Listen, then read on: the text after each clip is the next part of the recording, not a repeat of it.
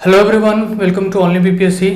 General studies MCQ series का यह 5वां वीडियो है। आपको पता है कि करंट अफेयर्स जितना इंपॉर्टेंट है उससे 4 गुना ज़्यादा इंपॉर्टेंट किसी भी एग्ज़ाम में जनरल स्टडीज़ होता है। तो जनरल स्टडीज़ आप हर दिन लगाइए क्वेश्चंस। आज भी हम लोग 10 क्वेश्चन डिस्कस करेंगे। इसमें आपको पता है कि अगर आपका मार्क्स 8, 9 या 10 के बीच में आ रहा है तो आपकी तैयारी बहुत अच्छी है। आगे आने वाले एग्जाम में आपका सिलेक्शन ज़रूर होगा। 5, 6, 7 के बीच में आ रहा है तो तैयारी तो अच्छी है, लेकिन और प्रैक्टिस की आवश्यकता है। 5 से कम आ रहा है तो आपको स्टैंडर्ड बुक्स पढ़ने की आवश्यकता है और हर दिन रिविज़न भी करने की आवश्यकता है। तो आइए शुरू करते हैं। हमारा पहला क्वेश्चन है कि निम्नलिखित में से किस अधिनियम के अंतर्गत भारतीय विधान परिषद को बजट पर बहस करने की शक्ति प्राप्त हुई थी। सवाल पूछ रहा है कि कब बहस करने की शक्ति प्राप्त हुई थी।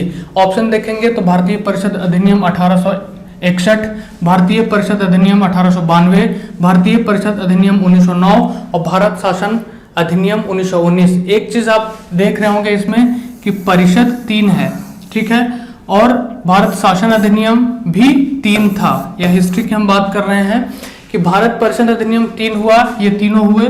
लेकिन अगर भारत शासन अधिनियम की बात करेगा तो एक हो गया 1919, दूसरा हो गया 1935 और तीसरा हो गया था जब 1857 का विद्रोह हुआ था। उसके बाद जो आया था 1858 में, वह भारत शासन अधिनियम था। तो अब हम लोग देखते हैं कि जो बजट पर बहस करने का अधिकार था वह हमको कब प्राप्त हुआ था। तो उससे पहले यह भी जानना बहुत जरूरी है कि स्टार्ट कब हुआ था बहस, यानी कि भारत के गवर्नर जनरल को बजट प्रस्तुत करने का अधिकार पहले कब मिला था। तो सबसे पहले उसको मिला था 1833 ईस्वी के चार्टर एक्ट में। इसमें गवर्नर जनरल जो होते थे उनको बजट प्रस्तुत करने का, यानी कि प्रारंभ हुआ एक तरीके से कब, तो प्रारंभ हुआ 1833 में। उसके बाद क्या हुआ, तो यह जो 1861 का अधिनियम है इसमें बजट से रिलेटेड कोई भी चीज नहीं हुई। फिर जो 1892 का है भारत परिषद अधिनियम, इसमें क्या हुआ, तो इसमें हमको बहस करने का अधिकार मिल गया। यानी कि जो स्टार्ट हुआ था 1833 में, 1892 में हमको क्या मिला, तो हमको बहस करने का अधिकार प्राप्त हो गया था। फिर आगे बढ़ते हैं तो 1809 ईस्वी में क्या हुआ, तो 1809 ईस्वी में हमको पूरक प्रश्न पूछने का भी अधिकार प्राप्त हुआ और वोट देने का भी अधिकार प्राप्त हो गया।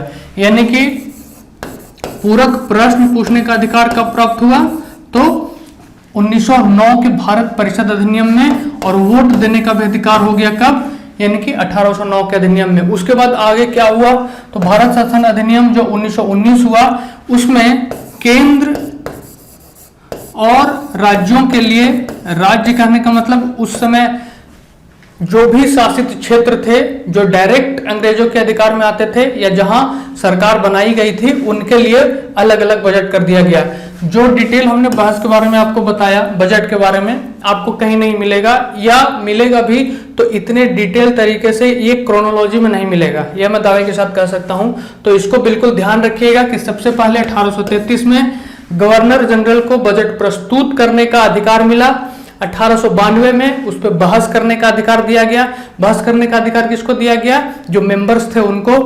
1909 में क्या हुआ, तो आप पूरक प्रश्न पूछ सकते थे और साथ में बजट पर वोट दे सकते थे। और 1919 में केंद्र के लिए अलग बजट आने लग गया और क्षेत्रों के लिए, राज्य कहिए या क्षेत्र कहिए, उनके लिए अलग बजट कर दिया गया। तो इसका आंसर क्या हो जाएगा, आंसर हो जाएगा बी, यानी कि बजट पर बहस करने का अधिकार प्राप्त हुआ भारत परिषद अधिनियम 1892 में। नेक्स्ट क्वेश्चन है कि निम्नलिखित कथनों में से कौन सा सही है। तो पहला है कि भारत के संविधान में 20 भाग हैं, ठीक है। दूसरा है कि भारत के संविधान में कुल 390 अनुच्छेद हैं। भारत के संविधान में 9वीं, 10वीं, 11वीं और 12वीं अनुसूचियों को संविधान संशोधन अधिनियम द्वारा जोड़ा गया है। तो क्वेश्चन करंट कॉन्टेक्स्ट में है कि वर्तमान में कितना है। तो वर्तमान में आपको पता होगा कि 20 नहीं बल्कि 22 भाग हैं। भारत के संविधान में कुल 390 नहीं बल्कि कितने हैं, 395 हैं।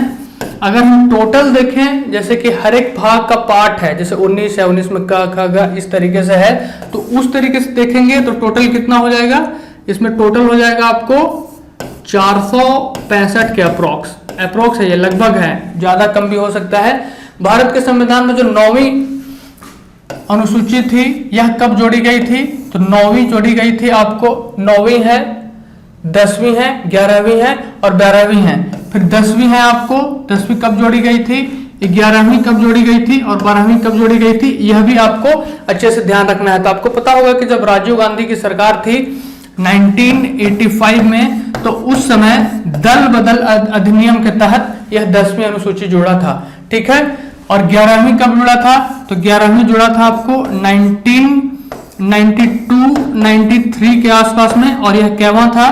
तो यह 73वां 73rd, और ये कब, ये कौन सा था? तो 53rd, और ये 12वां जो था यह कब जुटा था? तो 1993 में, और यह कैवी था? तो यह 74वीं 74th संवैधानिक संशोधन था। इसमें क्या हुआ? तो इसमें दल बदल से रिलेटेड है। 73वीं क्या है? तो यह पंचायती राज से रिलेटेड है, और 74वीं क्या है? तो नगर पालिका हो गया, नगर निगम हो गया, नगर परिषद हो गया, इन सब से रिलेटेड है। तो बहुत इंपॉर्टेंट है। एक चीज और है कि यह किस भाग में जुटा? तो यह भाग 9 में जुटा। 12वीं किस में जुटा? तो भाग 9 के क में जुटा। ये बहुत इंपॉर्टेंट है। ये जितनी चीजें हम आपको बता रहे हैं यह डायरेक्टली आपके एग्जाम में पूछ लिया जाएगा। इससे अगर ये स्टेटमेंट नहीं पूछे तो इनसे भी डायरेक्ट क्वेश्चन बनते हैं। बहुत इंपॉर्टेंट है, इसको ध्यान रखिएगा।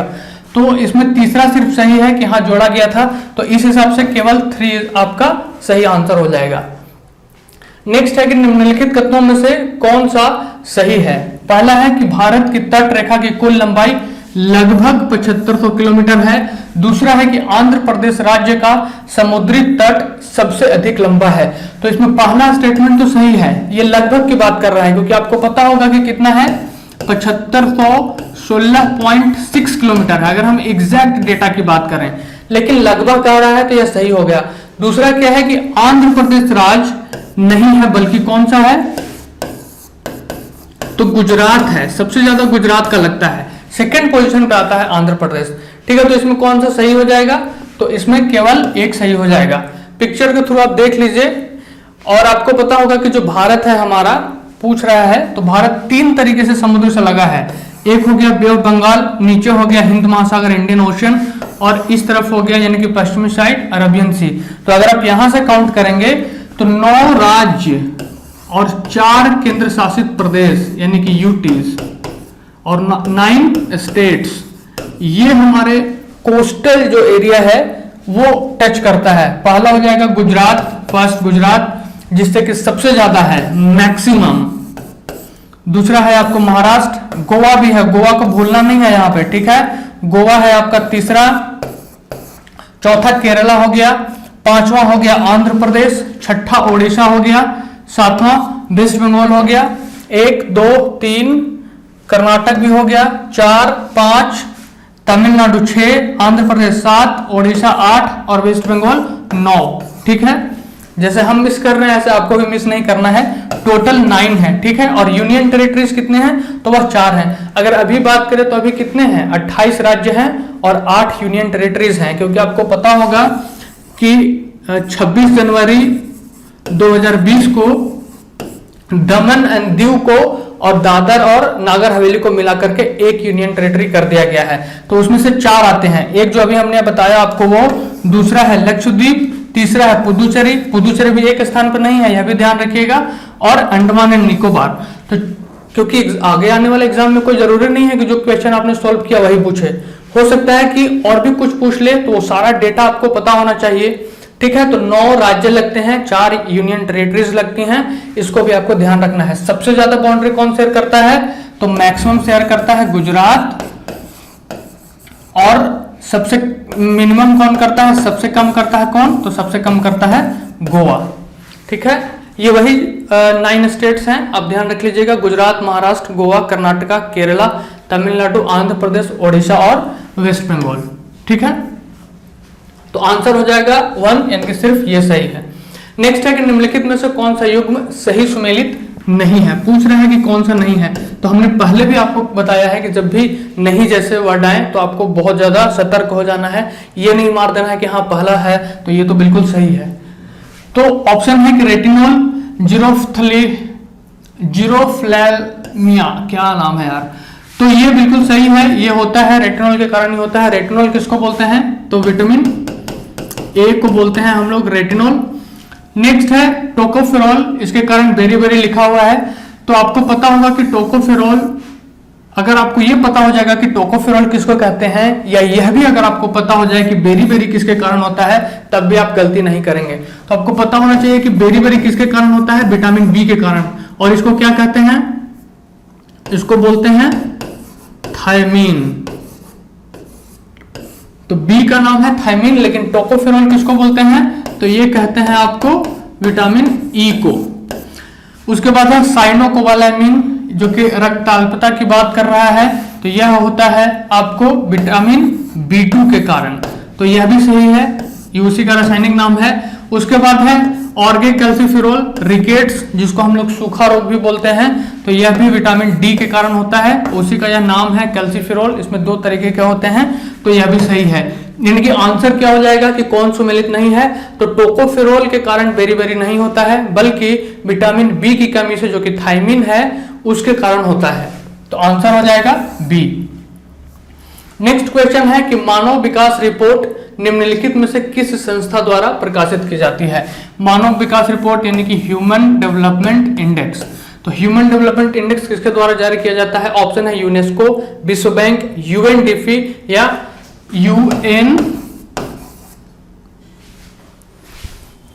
यूएनडीपी है, ठीक है, यूएनडीपी यानी कि यूनाइटेड नेशंस डेवलपमेंट प्रोग्राम, या आईएमएफ इंटरनेशनल मॉनेटरी फंड, ठीक है। तो इसमें आंसर हो जाएगा आपको यूएनडीपी। यूएनडीपी प्रकाशित करता है।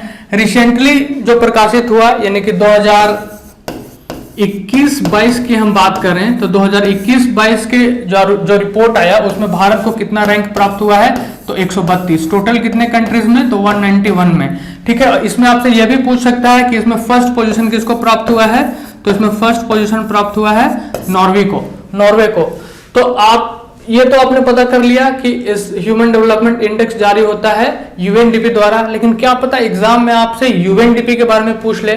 तो अगर हम लोग यूएनडीपी की बात करें, तो यूएनडीपी का मुख्यालय कहाँ है, तो न्यूयॉर्क में है, यह भी आप ध्यान रखिएगा। इस्टेब्लिशमेंट इसका कब हुआ था या फॉर्मेशन कब हुआ था, तो 1965 में हुआ था, ठीक है। और अगर आपसे यह पूछ ले कि HDI यानी कि ह्यूमन डेवलपमेंट इंडेक्स कब से प्रकाशित होना प्रारंभ हुआ, तो यह प्रारंभ हुआ था 1990 में, ठीक है, इसको ध्यान रखिएगा। नेक्स्ट है निम्नलिखित में से कौन सा युग्म सही सुमेलित नहीं है, फिर से है कौन सा नहीं है, तो ध्यान रखिएगा। प्लासी का युद्ध 23 जून 1757 ईस्वी को हुआ था, बिल्कुल सही है। आपको पता होगा कि किसके किसके बीच में हुआ था, तो बंगाल का नवाब था सिराजुद्दौला, और जो इंग्लिश मैंने कि अंग्रेज जो थे, अंग्रेजों की तरफ से कौन नेतृत्व कर रहा था, तो रॉबर्ट क्लाइव। इसमें आपको यह भी पता होगा कि इसके तरफ से बहुत सारे लोग लड़े थे सिराजुद्दौला की तरफ से, लेकिन यह हार गया था। तो किसके किसके दुष्टता के कारण यह हारा, यह मैं पहले भी आपको वीडियो में बता चुका हूं। मीर जाफर की दुष्टता के कारण यह हारा था। कौन कौन लोग थे जो इसकी तरफ से लीड कर रहे थे, तो लतीफ थे, राय दुर्लभ थे, वो भी लीड कर रहे थे, लेकिन राय दुर्लभ तो बहुत बहादुरी से लड़े, लेकिन मीर जाफर जो था वह रॉबर्ट क्लाइव से मिल जाता है और बंगाल का नवाब सिराजुद्दौला हार जाता है, जिसके बाद अंग्रेज खुश होकर के फिर उसको बंगाल का नवाब बना देते हैं। सेकंड है कलिंग युद्ध सन 261 ईसा पूर्व यानी कि BC, तो यह भी सही है। पता होगा कि अशोक इस युद्ध में लड़ा था, कलिंग विजय भी हुई थी, लेकिन वह युद्ध इतना भयावह था कि 1 लाख से ज्यादा सैनिक मरे थे, उसमें 50,000 से ज्यादा सैनिक घायल हुए थे। वह उस स्थिति को देख करके उसका हृदय एकदम परिवर्तित हो जाता है, कहते हैं ना इंटेंस इनर ट्रांसफॉर्मेशन हो जाता है उसमें। उसके बाद वो डिसाइड करता है कि अब मैं युद्ध नहीं करूंगा, जिसके बाद वह धर्म की बातें करने लग जाता है। और आपसे पूछे कि यह किस अभिलेख में है, तो 13वें अभिलेख में कलिंग युद्ध का वर्णन किया गया है। नेक्स्ट है कि हल्दी घाटी का युद्ध 1576 ईस्वी में हुआ, तो यह भी सही है। यह अकबर और महान महाराणा प्रताप के बीच में हुआ था, जिसमें अकबर विजयी हुआ था। नेक्स्ट है कि तराइन का द्वितीय युद्ध कब हुआ था, तो 1191 ईस्वी में, तो यह गलत है, क्योंकि 1991 में कौन सा हुआ था, फर्स्ट हुआ था। किसके किसके बीच में, तो मोहम्मद गोरी और पृथ्वीराज चौहान के बीच में हुआ था, जिसमें चौहान विजयी हुए थे। ठीक है, लेकिन जो सेकेंड युद्ध हुआ 1192 में, उसमें कौन विजयी हुआ था? तो उसमें मोहम्मद गोरी विजयी हो गया था। ठीक है, तो इसको भी ध्यान रखिएगा। तो इसका आंसर क्या हो जाएगा? कौन सुमेलित नहीं है? तो डी, क्योंकि द्वितीय कब हुआ था? तो 1192 में। सेवेंथ है कि निम्नलिखित में से राज्यसभा के विषय में कौन सा सही है? आपको सही स्टेटमेंट जो है वो ढूंढना है। पहला है कि यह भंग नहीं की जा सकती है, तो यह बिल्कुल सही है। आपको पता होना चाहिए कि राष्ट्रपति भी इसको भंग नहीं कर सकते हैं, कोई भी इसको भंग नहीं कर सकता है। सेकंड है कि इसका कार्यकाल 5 वर्ष के लिए होता है। अगर आप पहले स्टेटमेंट के बारे में पता है कि भंग नहीं हो सकता है, तो फिर कार्यकाल की बात कहां से आ जाएगी? यानी कि सेकंड गलत है, इसका कार्यकाल 5 साल का नहीं होता है। लेकिन अगर हम इसके मेंबर्स की बात करें तो उनका कार्यकाल 6 साल के लिए जरूर होता है, और 2 वर्षों के बाद 1/3 सदस्य इसके चेंज होते रहते हैं। तो थर्ड स्टेटमेंट सही हो जाएगा, यानी कि जो सही स्टेटमेंट है उसमें ये कौन हो जाएगा? 1 और 3। ठीक है, इसको ध्यान रखिएगा। राज्यसभा के बारे में और भी कुछ चीजें हैं, वो आप देख लीजिए। जैसे राज्यसभा जो है, इसमें मैक्सिमम सीटें कितनी हो सकती हैं? तो 250 सीटें हो सकती हैं। आर्टिकल अगर पूछ ले तो आर्टिकल 80 में इसके बारे में बताया गया है। लेकिन अभी कितनी सीटें हैं? तो प्रेजेंट में 245 है प्रेजेंट में, जिसमें से 12 जो सीट है वह राष्ट्रपति मनोनीत करते हैं। इसको ध्यान रखिएगा। तो यहां से यह भी सवाल निकल सकता है कि जो वर्तमान में 245 मेंबर्स हैं, तो उन 245 मेंबर्स में से कितने मेंबर जो हैं वह इलेक्ट होके आते हैं, यानी कि चुन के आते हैं? तो 200 इसमें से आप घटा देंगे तो 233 मेंबर जो हैं वो इलेक्ट होकर के आते हैं, बाकी मनोनीत होते हैं। इसमें एक ऑप्शन छूट गया, फोर्थ, की इसके सदस्य 25 वर्ष से कम आयु के नहीं होंगे। तो यह गलत है स्टेटमेंट, क्योंकि 25 नहीं, यह 30 वर्ष होते हैं। 25 वर्ष किसके लिए है? तो 25 वर्ष है आपको लोकसभा के लिए, ध्यान रखिएगा। फिर भी इसका आंसर 1 और 3 ही होगा।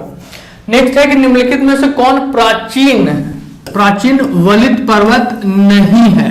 प्राचीन वलित पर्वत नहीं है, यानी कि न्यूली फॉर्म्ड वलित पर्वत होगा। ठीक है, तो इस तरीके के क्वेश्चन जब भी आप बनाएंगे, तो अगर आपको कोई एक भी पता है कि मान लीजिए कि न्यूली फॉर्म्ड फोल्डेड माउंटेन कौन से हैं, तो तब भी आप ऐसे जवाब दे सकते हैं। तो नए जो वलित पर्वत है आपको पता होगा कि कौन कौन से हैं। रॉकी है, इसमें आपको एंडीज है, हिमालय है, ये सभी क्या है? नए हैं। तो इसका जवाब आप जब देंगे कि कौन सा नहीं है, तो यूराल पर्वत बहुत पहले का है, तो यह है। अरावली पर्वत यह भी बहुत पहले का है, यानी कि अरावली पर्वत एक तरीके से जो मेन पहाड़ था वह कटते कटते कटते अरावली पर्वत जो बचा है वो है। एंडीज पर्वत जो है, एंडीज पर्वत आपको न्यूली फॉर्म्ड है, यानी कि नया वलित पर्वत है, तो यह सही हो जाएगा। ऑल्पेशियन पर्वत यह भी कहाँ है? तो नॉर्थ अमेरिका में है। एंडीज पर्वतमाला कहाँ है? तो यह आपको साउथ अमेरिका में है। रॉकी कहाँ है? तो रॉकी आपको नॉर्थ अमेरिका में है, जहां पे ये है। आपसे पूछ सकता है, आप ऐसे भी याद कर सकते हैं कि रॉकी भाई केजीएफ वाले टॉप पे रहेंगे, यानी कि उत्तरी अमेरिका में रहेंगे, और एंडीज नीचे रहेंगे, दक्षिणी अमेरिका में रहेंगे। यूराल पर्वत कहाँ है? तो आपको पता होगा कि एशिया और यूरोप के बाउंड्री पे है एक तरीके से यूराल पर्वत। तो इसका आंसर हो जाएगा सी, एंडीज। आप देख सकते हैं पर्वतमाला, एंडीज कहाँ है? तो एंडीज है आपको, एंडीज जो दिया है, एंडीज है आपको दक्षिणी यानी कि साउथ अमेरिका में। रॉकी कहाँ है? तो रॉकी है आपको नॉर्थ अमेरिका में। अपलेशियन पर्वत कहाँ है? तो वह भी आपको नॉर्थ अमेरिका में है।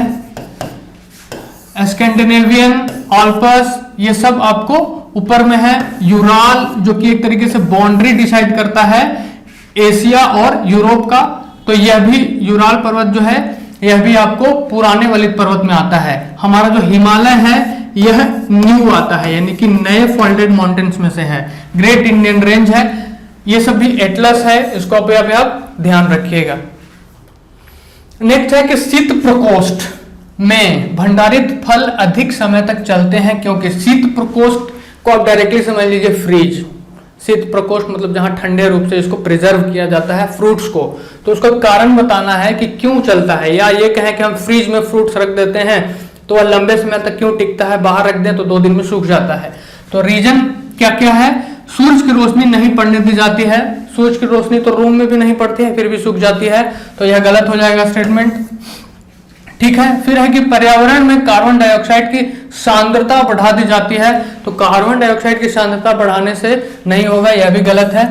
ठीक है कि फिर है कि श्वसन की दर घटा दी जाती है, तो बड़ा अलग तरीके का यह है, इसको भी रोक देते हैं। नेक्स्ट है कि आर्द्रता बढ़ा दी जाती है, तो ह्यूमिडिटी आर्द्रता बढ़ाने से भी उस पर इंपैक्ट नहीं पड़ेगा, तो इसमें आंसर क्या हो जाएगा, आंसर हो जाएगा आपको सी, श्वसन की दर घटा दी जाती है। श्वसन की दर हम कैसे घटाएंगे, तो आपको पता होना चाहिए कि जब कोई आदमी टपकता है, आदमी टपकना कहने का मतलब जब उसकी मृत्यु हो जाती है, कब मृत्यु होती है, जब वो सांस लेना बंद कर देता है। लेकिन जो मान लीजिए कोई पेड़ है, उस पेड़ से अगर कोई फ्रूट नीचे गिर जाए तो फ्रूट नीचे गिरने के बाद भी, यानी कि पेड़ से फल टपकने के बाद भी सांस लेता है, आदमी नहीं ले पाता, लेकिन फल पेड़ से टपकने के बाद भी सांस लेते हैं, यानी कि ऑक्सीजन वो ग्रहण करते रहते हैं, और जब ऑक्सीजन ग्रहण करते हैं तो वो और पकते जाते हैं, और पकने के कारण आप देखते होंगे कि अगर केला आप लाइए बाहर से मार्केट से तो कुछ दिनों बाद वो और पक जाता है, इतना पक जाता है कि फिर वो सड़ जाता है। तो वही उसी को बोलते हैं श्वसन की दर, जो कंटिन्यूअसली उसका चल रहा होता है फ्रूट्स का पेड़ से गिरने के बाद, उसको हम लोग जब फ्रीज में रखते हैं तो इस तरीके का कंडीशन वहां बन जाता है कि ऑक्सीजन की मात्रा बहुत कम हो जाती है, श्वसन वो सही से कर नहीं पाते हैं, इस तरीके का वो बनाया जाता है उसको कि जब टेम्परेचर हम लोग कम करेंगे तो श्वसन की क्रिया उनकी बहुत धीमी हो जाती है, इसलिए उनका लाइफ बढ़ जाता है। नेक्स्ट है कि भगवान बुद्ध के महापरिनिर्वाण के बाद पहली बौद्ध संगति हुई थी। बुद्ध भगवान से रिलेटेड 4 टर्म है, बहुत इंपॉर्टेंट टर्म है। जब उनका जन्म हुआ, जब उन्होंने घर त्यागा, जब उनको ज्ञान की प्राप्ति हुई, और जब उनका मृत्यु हुआ, मृत्यु कहना ठीक नहीं होगा, जब उनका निधन हुआ तो उसको हम लोग क्या बोलते हैं, महापरिनिर्वाण। तो महापरिनिर्वाण के बाद जो पहली बौद्ध संगति हुई वह कब हुई थी, तो आपको पता होना चाहिए कि महापरिनिर्वाण के बाद जो पहली बौद्ध संगति हुई थी वह राजगीर में हुई थी, गया में नहीं हुआ था। पाटलिपुत्र में कौन सा हुआ था, तो पाटलिपुत्र में तीसरा हुआ था। वैशाली में कौन सा हुआ था, तो वैशाली में सेकंड हुआ था। और जो फोर्थ कहाँ हुआ था, तो वह कश्मीर में हुआ था। तो इसको आप ध्यान रखिएगा। बुद्ध आगे आने वाले स्लाइड में हम चारों को डिटेल में आपको एक्सप्लेन करेंगे, उससे पहले भगवान बुद्ध के बारे में थोड़ा जान लीजिए, क्योंकि एग्जाम में क्या पूछेगा कोई नहीं जानता है, तो जब आप रिवीजन कर रहे हैं तो अच्छे से कीजिए। तो भगवान बुद्ध जो थे, हमने आपको पिछले वीडियो में भी बताया था कि उनका जन्म कब हुआ था, तो 563 BC यानी कि ईसा पूर्व में। वहीं महावीर जी का पूछे तो महावीर जी का कब हुआ था, 599 BC में। हमने आपको यह भी बताया था कि कुछ किताबों में 540 दिया है लूशन वगैरह में, तो वह बिल्कुल गलत है, 599 होगा। 563 BC में हुआ था, और 80 वर्ष के बाद 483 ईस्वी BC में, ईसा पूर्व में उनका निधन हो गया था। जन्म कब हुआ था, जन्म कहाँ हुआ था, यह भी आपको ध्यान रखना है। तो लुम्बिनी में उनका जन्म हुआ था, और कुशीनारा में उनका निधन हुआ था। ठीक है, तो इसको भी आप ध्यान रखिएगा। ये चारों देख लीजिए, जो चारों बौद्ध संगतियां हुई, ये बहुत बहुत इंपॉर्टेंट है, ये एग्जाम में पूछता है। प्रथम कब हुआ, तो प्रथम हुआ था आपको 483 ईस्वी में। ठीक है, कहाँ हुआ था, तो राजगृह में हुआ था। दूसरा कब हुआ था, तो 383 ईस्वी में। कहाँ हुआ था, तो वैशाली में हुआ था। तीसरा कब हुआ था, तो 247 ईस्वी में। कहाँ हुआ था, तो पाटलिपुत्र में। चौथा कहाँ हुआ था, तो ईसा की प्रथम शताब्दी में। कहाँ हुआ था, तो कुंडलवन कश्मीर में हुआ था। इतना तो आपको पता ही होना चाहिए, लेकिन और डीप में पूछेगा तो यह पूछेगा कि उस समय का शासक कौन था। तो प्रथम में शासक थे अजातशत्रु ए, दूसरे में कालाशोक के, फिर से अशोक ए और कनिष्क के। तो ट्रिक है एक ऐसा आपको ध्यान रखना है। पाटलिपुत्र वाले में आपको ऐसे ही याद रहेगा कि अशोक के टाइम हुआ था। अगर कालाशोक याद है तो सेकंड, और कनिष्क जो कि वह क्या बोलते हैं जम्मू एंड कश्मीर के शासक थे, तो उनके टाइम में ये हुआ था। एक और चीज है कि अध्यक्ष कौन थे, वह भी पूछता है। तो प्रथम के अध्यक्ष थे महाकश्यप। दूसरे के कौन थे, दूसरे के थे सुबुकामी मोगलीपुत्र। ठीक है, दूसरे के थे सुबुकामी। तीसरे के थे मोगलीपुत तिस्त, इनको बोला जाता है, ठीक है, तिस, मोगलीपुत तिस, और चतुर्थ के थे वसुमित्र। अश्वघोष कौन थे? तो उपाध्यक्ष थे इसके। तो इसको ध्यान रखिएगा, बहुत इंपॉर्टेंट है ये। जो हमने आपको एक्सप्लेन किया उसी पे बेस्ड कुछ क्वेश्चंस हैं। अगर आप अभी तक वीडियो देख रहे हैं तो आप धन्यवाद के पात्र हैं, आप सीरियस हैं। ओनली बीपीएससी टेलीग्राम ग्रुप से जुड़ जाइएगा, यहाँ पे आपको इसका पीडीएफ मिल जाएगा। So thank you so much friends, thanks for watching. मिलते हैं अगले वीडियो में। जय हिंद।